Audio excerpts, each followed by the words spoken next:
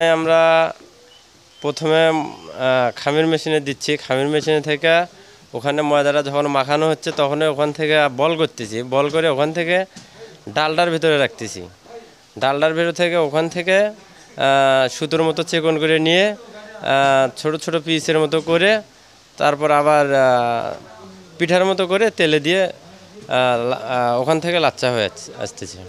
শ্যামার কাজ করে আমাদের পরিবার চলতেছে, আমার বাচ্চা লেখাপড়া আলহামদুলিল্লাহ ভালোই সব খরচ চলতেছে। উৎসবে খুশি হবে নগদে বেশি, কারণ ঘন্টায় ঘন্টায় আছে গিফট জেতার সুযোগ।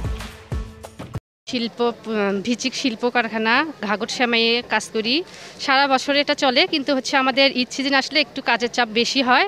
আমরা 15-20 জন মহিলা এখানে কাজ করি, আর কাজটা করি বাড়ির পাশে আমাদের এই কারখানা, আমাদের ছেলে মেয়েদেরকে পড়াশোনা করাতে হয় বা একটু সংসারে আমাদের সাহায্য করা হয়, এর জন্য আমরা এখানে কাজ করি।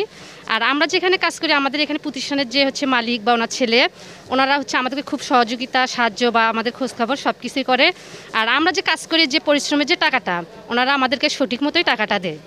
4 বছর হলে আসি আমরা এখানে প্রতিষ্ঠানে, প্রায় 50-60 জন লোক।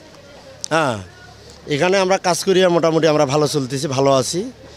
আর এখানে যেটা মাল তৈরি হতেছে মানসম্মত, এবং প্রোডাক্ট মোটামুটি ভালো এবং সুনামও আছে। তে এখন আমরা যারা কাজকাম করতেছি মাল বেচা কিনে একটু কম হতেছে, আমাদের একটু ক্রাইস হতেছে, সমস্যা হতেছে মহাজনের টাকা পয়সা বা মাল যে ক্রয় খালি কিনে রাখছি যত টাকার, কিন্তু সেল হচ্ছে না অত টাকা।